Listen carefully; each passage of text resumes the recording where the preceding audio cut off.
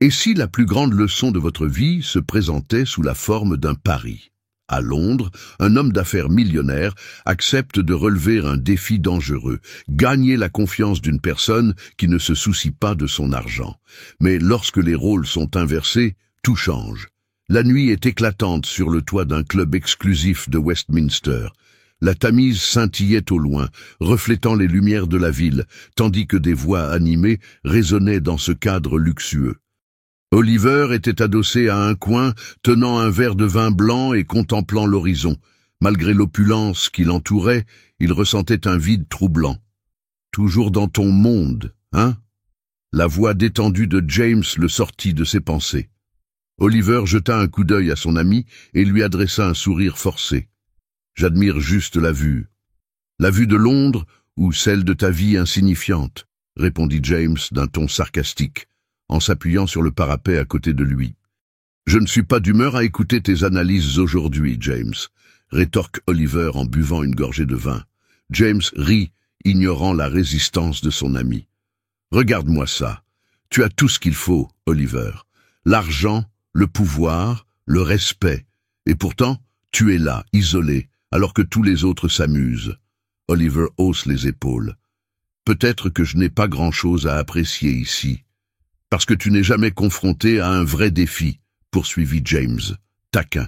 « Tout a toujours été facile pour toi. » Olivier fronce les sourcils. « Facile, j'ai travaillé pour tout ce que j'ai. »« Oui, oui, c'est vrai, » répondit Jacques avec une pointe d'ironie. « Mais dis-moi quelque chose. À quand remonte la dernière fois où tu as fait quelque chose qui comptait vraiment, quelque chose qui n'avait rien à voir avec les profits ou les apparences ?» Olivier resta silencieux, fixant le verre dans ses mains. James savait comment le provoquer dans les domaines les plus sensibles. « Tu veux un vrai défi ?» demanda Jacques, en se penchant un peu plus près. Olivier leva les yeux. « Quel genre de défi ? Prouver que tu peux conquérir quelqu'un qui se moque de qui tu es et de ce que tu as. » James désigna subtilement la salle, où une serveuse aidait un collègue à ramasser un plateau renversé. Olivier suivit le regard de son ami. C'était une jeune femme à l'air serein qui semblait ne pas se soucier du luxe qui l'entourait. Elle agissait calmement, sans se déconcentrer, même si les invités la dévisageaient. « La serveuse ?» demanda Olivier en fronçant les sourcils. « Oui, elle. » James sourit d'un air de défi.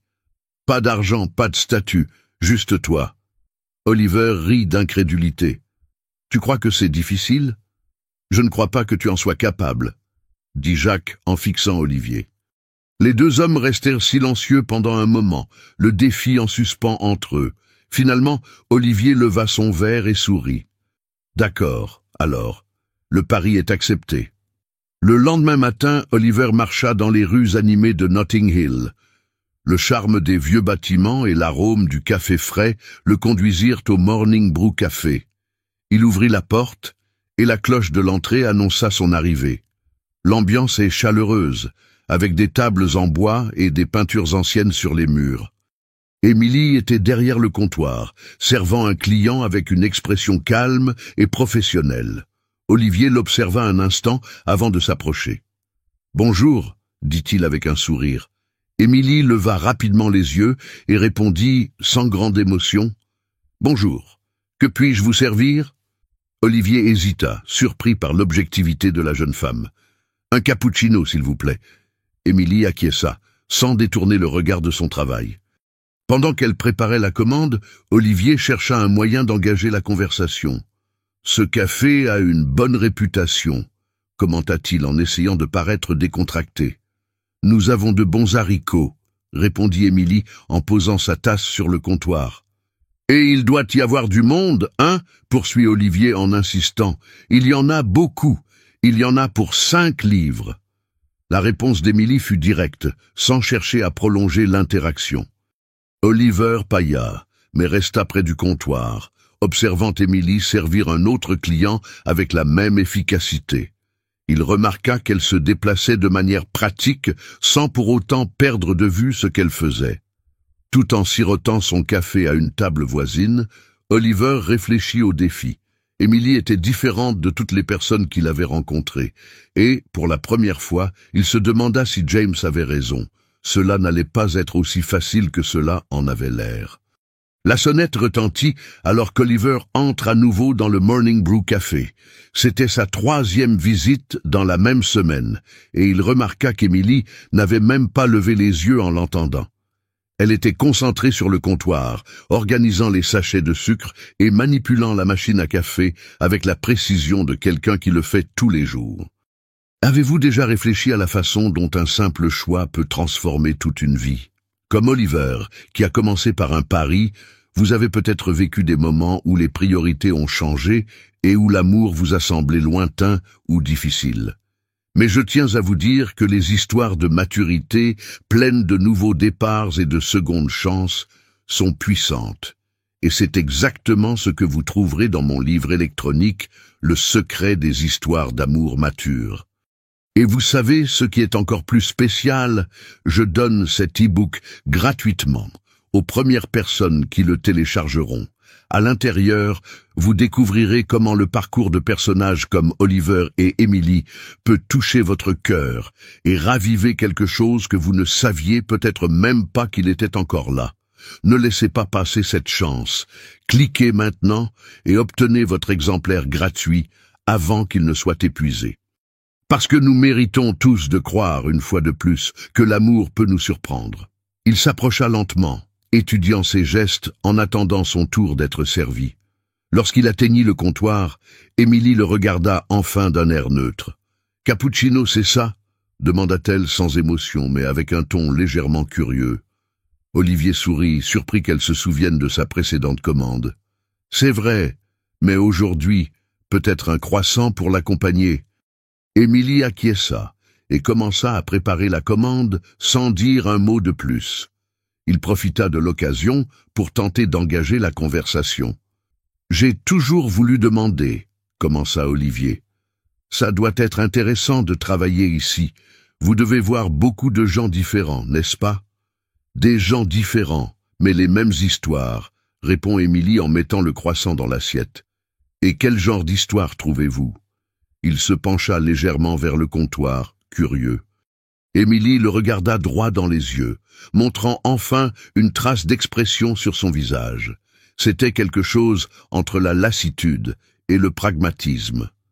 Des histoires de gens pressés qui se plaignent du prix du café. Rien qui ne vaille un livre. Oliver rit, mais il sent que sa réponse n'est pas seulement le reflet de son travail, mais de la façon dont elle voit le monde. Cela l'intrigua encore plus. « Vous semblez prendre cela très bien, » commenta-t-il.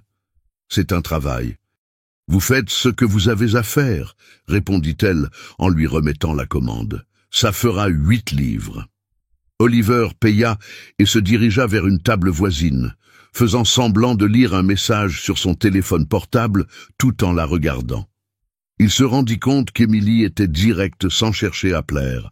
Elle était pratique, ce qui était inhabituel chez les gens qu'il avait l'habitude de rencontrer. Les jours suivants, Oliver est devenu un visiteur régulier.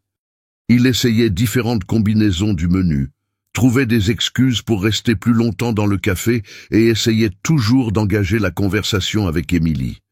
Au début, elle ne semble pas s'en préoccuper, répondant par des phrases courtes et une expression inébranlable. Un jour, le café était moins fréquenté et Oliver décida d'essayer quelque chose de différent. Il commande un thé vert au lieu du cappuccino habituel, ce qui attire l'attention d'Émilie. « Vous remplacez le café par du thé ?» demande-t-elle en arquant un sourcil. « J'ai pensé que ce serait bien de changer, » répondit-il avec un sourire détendu. « Vous avez peut-être d'autres suggestions ?» Émilie s'arrêta un instant, réfléchissant. « Le gâteau au citron est bon, et il est en promotion aujourd'hui. »« Alors je me fie à votre goût, » dit Olivier, profitant de l'occasion pour poursuivre la conversation. « Vous travaillez ici depuis longtemps ? » « 4 ans, » répondit-elle en versant le thé. « Et vous aimez ça ?»« C'est du travail, » répéta-t-elle. Mais cette fois, il y avait quelque chose de plus dans sa réponse. Olivier se rendit compte que son ton était empreint d'une lassitude familière.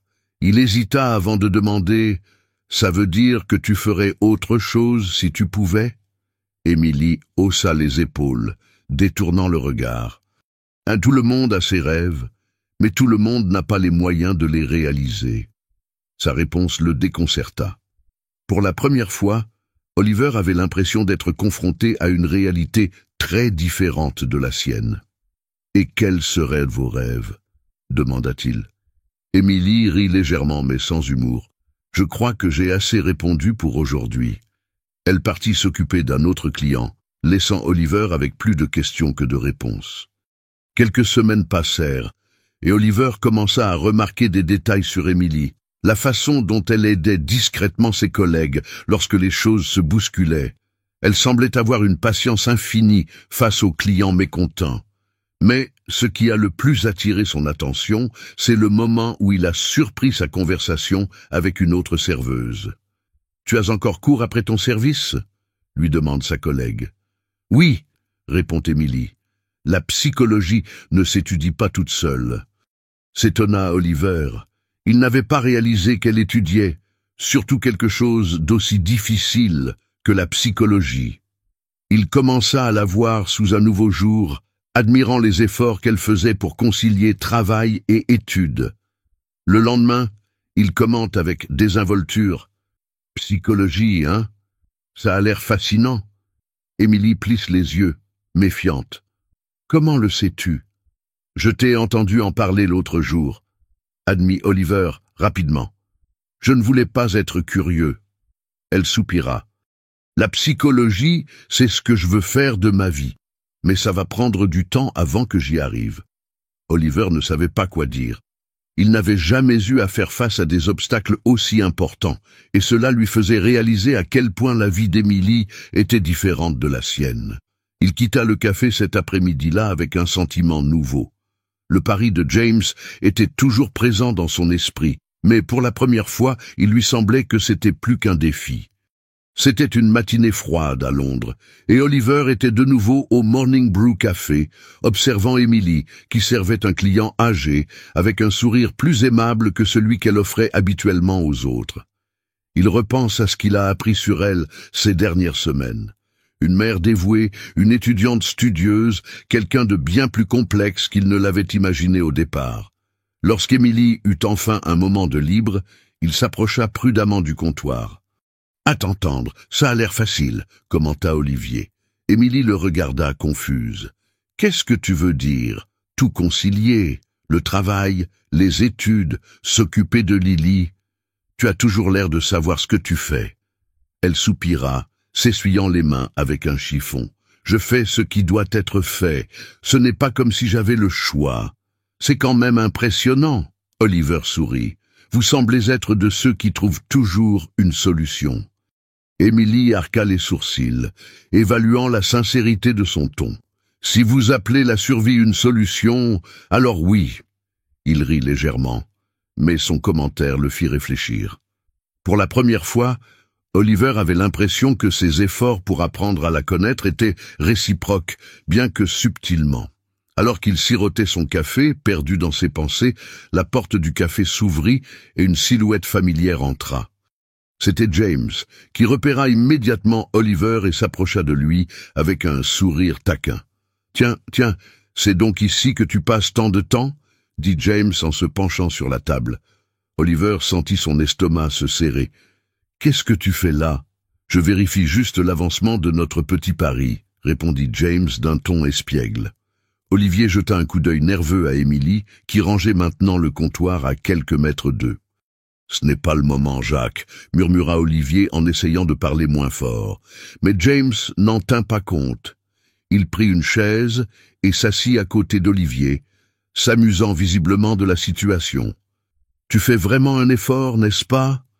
dit Jacques, d'un ton à la fois désinvolte et plein d'ironie. « Je ne t'ai jamais vu faire autant d'efforts pour quelque chose. » « Je t'ai dit de laisser tomber, » répond Oliver entre ses dents en essayant de garder son calme. « Détends-toi, » répondit James en faisant un geste de la main. « Je suis juste là pour observer. » Cependant, sa présence avait déjà attiré l'attention d'Émilie, qui s'approcha avec une expression de curiosité. « Quelque chose ne va pas ?» demanda-t-elle en regardant d'Olivier à Jacques. Jacques sourit, comme s'il s'attendait exactement à cette question. « Il n'y a aucun problème. Je faisais juste un commentaire sur la détermination d'Oliver. » Olivier ouvrit la bouche pour l'interrompre, mais Jacques continua. « C'est fascinant, vraiment. Il n'a jamais été du genre à accepter les défis, mais il semble que cette fois-ci, il s'est surpassé. » Émilie fronce les sourcils, cherchant visiblement à comprendre le sous-entendu. « Des défis, James, ça suffit, dit enfin Olivier. » James l'ignora complètement et se mit à rire. « Je dis juste que c'est admirable tout ce qu'il a mis dans cette petite expérience. » Le mot resta en suspens, et Olivier vit l'expression d'Émilie changer. Elle le regarda, la confusion cédant la place à quelque chose de plus vif. « Qu'est-ce qu'il essaie de dire ?» demanda Émilie, la voix ferme. « Rien du tout. Il plaisante, c'est tout, » répondit Olivier, mais le ton incertain trahissait ses paroles. Émilie croisa les bras. Ça n'a pas l'air d'être une blague. James s'adossa à sa chaise, savourant visiblement le moment. « Disons que ça a commencé comme un défi, mais maintenant, qui sait, peut-être que c'est quelque chose de plus. » Oliver sentit le sol se dérober sous ses pieds, tandis qu'Émilie absorbait le commentaire. Elle recula d'un pas, le regard fixé sur lui. « Un défi ?» demanda-t-il, la voix basse mais pleine d'indignation. « Émilie, laisse-moi t'expliquer, » commença Olivier en se levant. « Alors, tout ça, vous venez ici, vous essayez de discuter, vous faites semblant d'être intéressé, ce n'était qu'un pari. Au début, peut-être, mais... » Il tenta de se rapprocher, mais elle leva la main, l'interrompant. « Ne t'avise pas de finir cette phrase, dit Émilie, sa colère étant évidente. Tu croyais que ma vie était un jeu? Non, ça ne l'a jamais été, insista Oliver désespéré. Elle a changé, tu as tout changé. Elle rit d'un petit rire sans humour. C'est pathétique. Sans dire un mot de plus, Émilie retourna au comptoir, prit son sac et disparut par la porte de derrière. Jacques regarda Olivier, toujours souriant, mais avec une pointe de pitié. « On dirait que tu as perdu. » Olivier s'assit sur sa chaise et se passa les mains sur le visage. Il ne s'était jamais senti aussi vaincu. Le bureau principal de l'ONG Hope and Futures, situé dans une rue discrète de l'East End de Londres, était un bâtiment modeste, mais plein d'énergie. Oliver franchit la porte avec hésitation, ne se sentant pas à sa place dans un environnement si différent de son monde habituel. La réceptionniste, une femme âgée au sourire chaleureux, lève les yeux de son carnet. « Puis-je vous aider ?» demanda-t-elle. Oliver respire profondément avant de répondre. « J'aimerais me porter volontaire. » Elle l'observe un instant, comme si elle essayait de décrypter ses intentions, puis lui indique une pièce à l'arrière. Vous pouvez commencer par aider à organiser les dons. Dans la réserve, Oliver est accueilli par Will, un homme d'une 50aine d'années qui semble porter le poids du monde sur ses épaules. Il montre à Oliver comment organiser les vêtements et les jouets pour les familles desservies par l'ONG. « Alors, qu'est-ce qui vous amène ici ?» demande Will, tout en empilant des cartons. « J'avais besoin de faire quelque chose de différent, » répond Oliver, sans entrer dans les détails. Will rit doucement.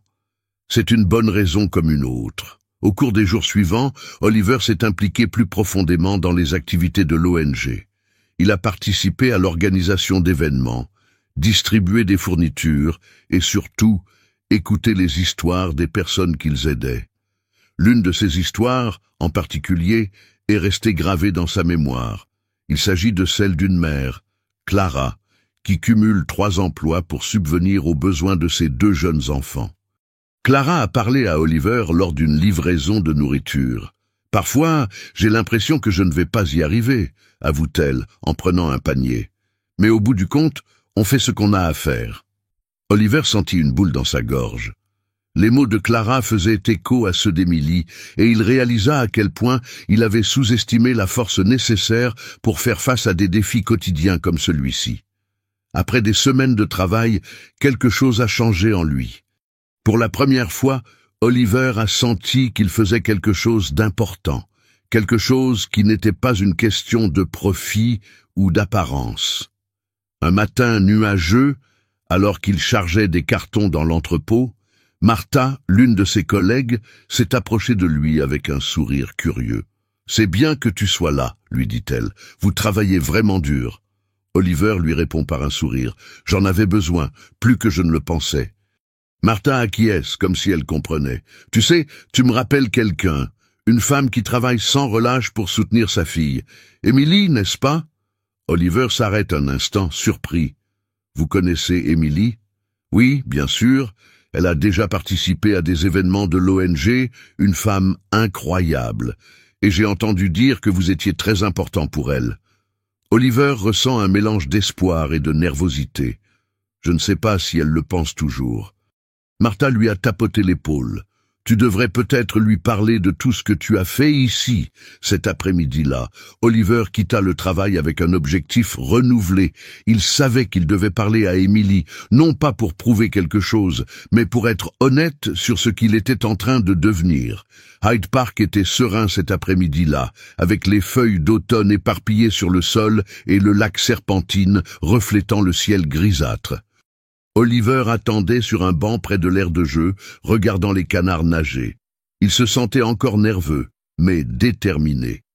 Lorsqu'il vit enfin Émilie s'approcher avec Lily à ses côtés, une vague de soulagement mêlée d'anxiété le submergea. Émilie s'arrêta à quelques pas, croisant les bras, tandis que Lily courait vers le toboggan. « Qu'est-ce que tu veux, Oliver ?» Il se leva, mettant ses mains dans ses poches pour paraître moins tendu. « Je voulais juste avoir l'occasion de te parler. » Émilie soupire, regarde le sol un instant avant de lui faire face. « Je t'écoute. » Oliver prend une grande inspiration. « J'ai fait une erreur, et je sais qu'il n'y a pas assez de mots pour réparer ce que j'ai fait. Mais depuis ce jour, j'ai réalisé beaucoup de choses, sur moi-même, sur ce qui compte. » Elle n'a pas répondu tout de suite, mais son silence l'a encouragée à continuer. « J'ai commencé à travailler à Hope and Futures, » dit-il, la voix plus ferme. « Et ce n'est pas parce que je pensais que tu le découvrirais ou pour essayer de t'impressionner. J'avais besoin de comprendre un peu de votre réalité, de ce que vous affrontez chaque jour. » Émilie plissa les yeux comme si elle essayait de mesurer la sincérité de ses paroles. « Et qu'avez-vous découvert ? » « Que j'avais beaucoup à apprendre, » répondit Oliver. « J'y ai rencontré des gens incroyables. Des gens qui se battent avec une telle force et une telle résilience qu'ils me font me sentir petit pour m'être plein de ma vie. » Elle semblait toujours hésitante, mais il y avait une pointe de curiosité dans son regard. « Et qu'attendez-vous exactement de moi, Oliver ?» Il fit un pas en avant, mais garda une distance respectueuse. « Je ne veux rien que vous ne soyez prête à donner. J'ai juste besoin que tu saches que, grâce à toi, j'ai commencé à devenir quelqu'un de meilleur. » Elles restèrent un moment silencieuses, tandis que les rires de Lily et des autres enfants résonnaient dans le parc. « Tu sais, » commença Émilie, le ton plus doux, « ce n'est pas facile de faire confiance à quelqu'un après tout ça. »« Je comprends, » dit-il sincèrement, « et je ne m'attends pas à ce que cela arrive tout de suite. Je suis prêt à attendre le temps qu'il faudra. » Émilie laissa échapper un léger sourire, le premier qu'il avait vu depuis des semaines. « Tu as l'air différent, Oliver. » « Je ne sais pas exactement comment, mais tu es différent. » Lily accourut à ce moment-là, tenant une fleur froissée qu'elle avait ramassée par terre. Elle la tendit à Olivier avec un sourire radieux. « Pour toi, » dit Lily avec un enthousiasme enfantin. Oliver tint la fleur avec précaution, comme s'il s'agissait du cadeau le plus précieux qu'il ait jamais reçu. « Merci, Lily. C'est la plus belle fleur que j'ai jamais reçue. » Émilie observa la scène, et quelque chose dans son visage s'adoucit. « Peut-être, » commença-t-elle à contre-cœur, mais sincèrement, « peut-être que nous pouvons repartir de zéro. » Oliver ressentit une vague de soulagement et d'espoir. « J'en serais ravi. » Ils passèrent tous les trois le reste de l'après-midi à se promener dans le parc, à rire et à parler. Pour la première fois, ils eurent l'impression qu'un nouveau départ était vraiment possible.